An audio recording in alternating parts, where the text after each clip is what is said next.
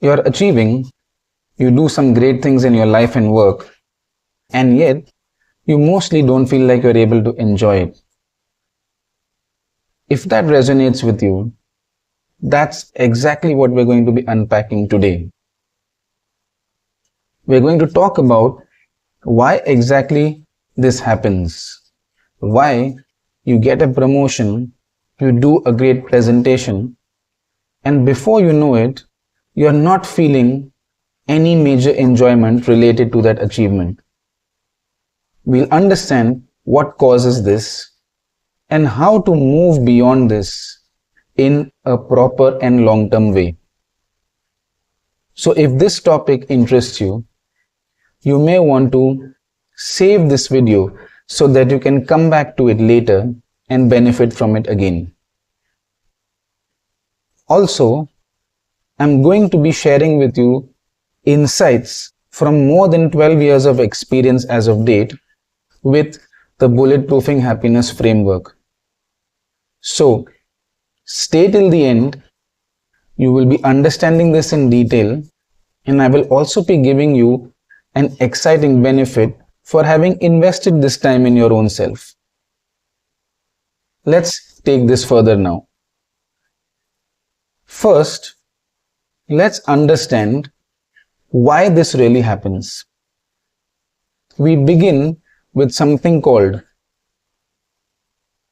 the promise that we all believe. Think about this. Normally, in our upbringing, in society, in media, we're all taught one thing: give your best, achieve your goals, strive hard, and then you will find peace, and then you will find happiness. It is primarily this particular philosophy and this training that has unconsciously been given to us that is the source of this kind of a phenomenon that plays out in our life. Now, this is especially true for ambitious people, high-performing people, just like you. You have goals, you do well, and then you chase the next goal. So the cycle just keeps repeating. Now, I want to share one interesting insight with you based on a report, the State of the Global Workplace 2026, a Gallup report. It has been found that 40% of employees globally reported experiencing a lot of stress during 2025. Now, I can assure you that this doesn't mean these 40% employees were not doing decently well. They were achieving, they were performing, and yet they were not able to fully enjoy it. They experienced friction, which we mostly call as stress. So, why does all of this really happen? We just understood one thing related to how culturally we have learned things, how society has developed a particular mindset. Let's talk more about that. Now, I want to help you understand why success doesn't create peace of mind. The simple thing behind this is we chase an achievement which is essentially something outside of us. Think of it as an external gain. Now, because of the previous understanding and the societal training that achieving things automatically means being peaceful, that's where the gap lies. Because success only brings us recognition. Until this is learnt, or what I mean is, what is learnt is how to create internal peace. No amount of real outside success will give us that ability to be able to enjoy that achievement. This is really how it mostly plays out. And you can think about this. In your own life, how long do you actually enjoy something that you have done well or achieved? Hours, maybe days maximum, until you come back to a particular baseline of needing that extra thing or the next thing to feel that sense of peace. And this is why it's so difficult to enjoy even when we are successful. There is in fact a term for this. It's a researched thing. I'll tell you what it's called. It's specifically called the Hedonic Treadmill. What this means is, it feels like you're on a constant treadmill which is moving. And no matter how well you are doing, the movement just doesn't stop.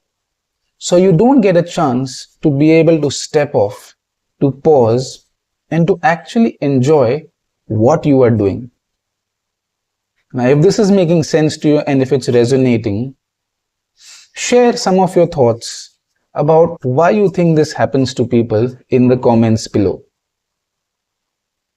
Let's move on to talking more about the hidden cost of living this way. What really begins to happen?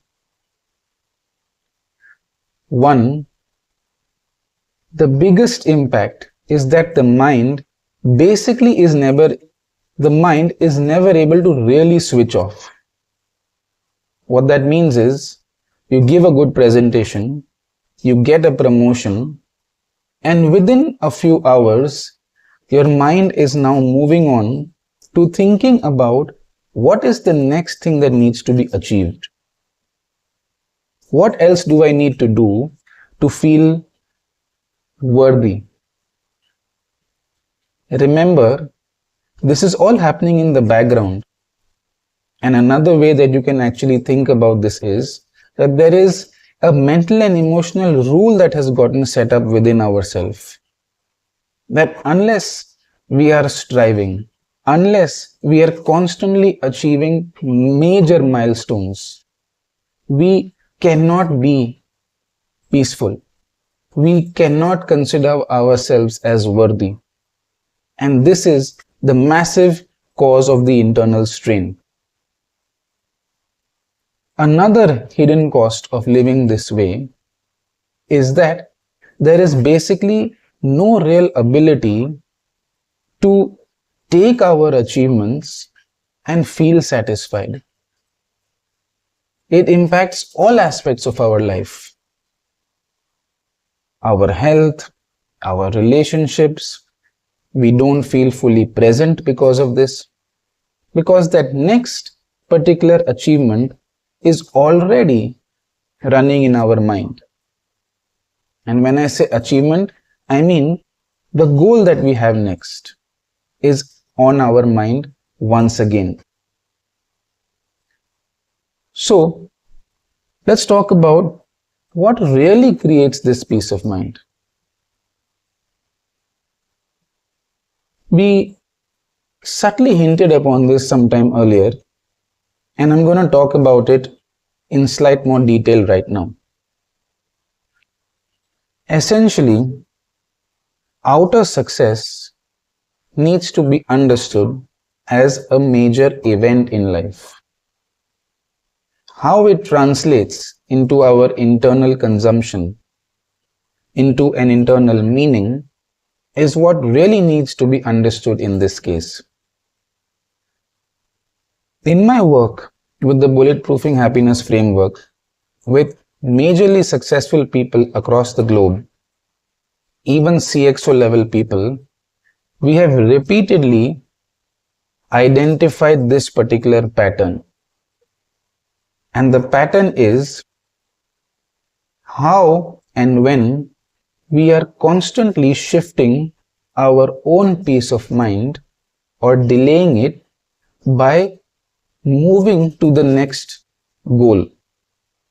In other words, the major thing that needs to be done is recognizing when we are shifting or constantly shifting our own goalposts. It's okay to sit, to invest some time in being happy with what you've achieved. It does not necessarily mean that if you're not striving and you haven't achieved the next thing immediately or fast, you cannot be at peace. What really helps with this from the Bulletproofing Happiness Framework is the pattern recognition or the self-awareness method. Now, we've spoken about this in the past as well, so I will give you a little bit insight about this right now also.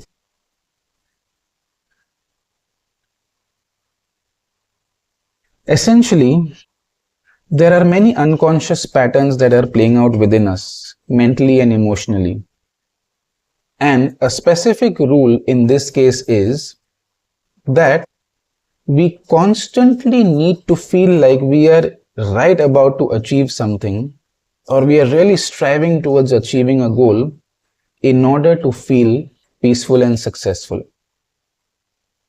Now, this pattern running in the background until it becomes extremely conscious, or in other words, until we become extremely conscious of this pattern playing out, it will keep on running and running without us realizing it. Remember the hedonic treadmill. It's something that keeps running and you don't even realize that the treadmill is running. So the practice of the self-awareness method is crucial in this case. This is the best starting point. And with this, we can dive much deeper into unpacking this particular pattern and then going ahead to replace this with something that supports our consistent peace of mind. Let me share something interesting with you at this point. The same report, The State of the Global Workplace 2026 by Gallup, it brought out something very interesting.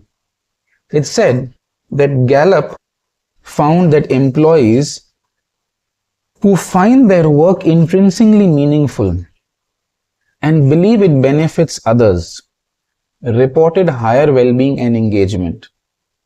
So think about this for a moment.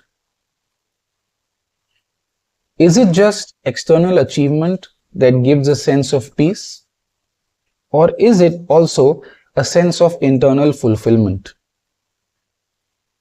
Your inner experience of feeling like your work matters, of feeling like you are worthy, that is truly what gives you a sense of peace. And that is what allows you to actually enjoy what you are doing without having to wait for when you are going to achieve that next big milestone. Now, if that makes sense, do like this so that others can also understand and benefit from this. Now, I want to share with you one practical exercise that you can try in your life. If you feel like this is playing out, this particular issue is relevant for you in your life, then in the next 1 week, I want you to consciously try and just interrupt your own patterns by building awareness. Keep a logbook.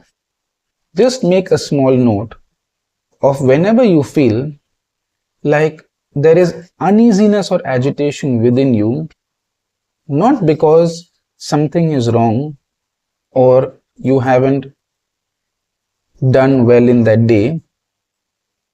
It is simply because you are waiting to achieve that next thing to feel a sense of peace. Just log that experience in for yourself. That's what builds what we refer to as self-awareness. And as I mentioned, This is the most powerful starting point in the Bulletproofing Happiness Framework.